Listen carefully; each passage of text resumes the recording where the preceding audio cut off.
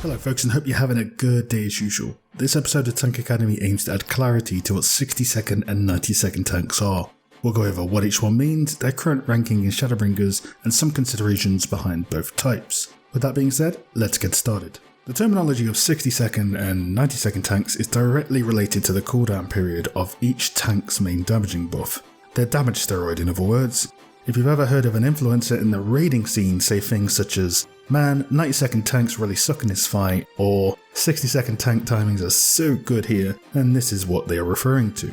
If you are an Omni tank player, knowing which fights and tank rolls suit either a 60 second or 90 second tank better will help optimize your play and enjoyability of the game. We'll touch on this in a moment.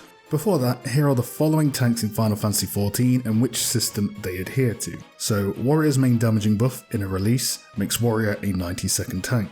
Paladin's main damaging buff, Fight or Flight, makes Paladin a 60 second tank. Gunbreaker's main damaging buff, No Mercy, makes Gunbreaker a 60 second tank. And finally, Dark Knight's main damaging buff, Diet in a release, Delirium, makes Dark Knight a 90 second tank. So in conclusion, Warrior and Dark Knight are the 90 second tanks, whilst Gunbreaker and Paladin are the 60 second tanks. If you do find playing an Omni tank role for your static entertaining, you have the potential to dive into the world of raid buff optimizations. For example, Monk's Brotherhood has a 90 second cooldown, meaning 90 second tanks can synergize with every Brotherhood window, whereas 60 second tanks can hit every Trick Attack window. Again, these are factors to consider once you start to dive deep into the endgame with more experience. As of the current raid tier, the 60 second tanks are a premium option regarding damage, which in the meta of this game is king.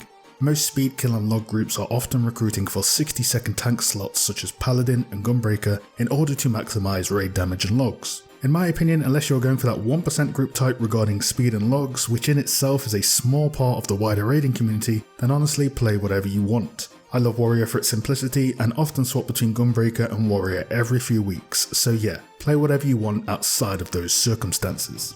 And there you have it folks, a quick, simple and to the point Tank Academy episode on timing terminology and what it could mean for your tanking future. I hope you enjoyed the content and please do send it to any of your new tank friends, free trial recruits and new players in general. For now, I am out.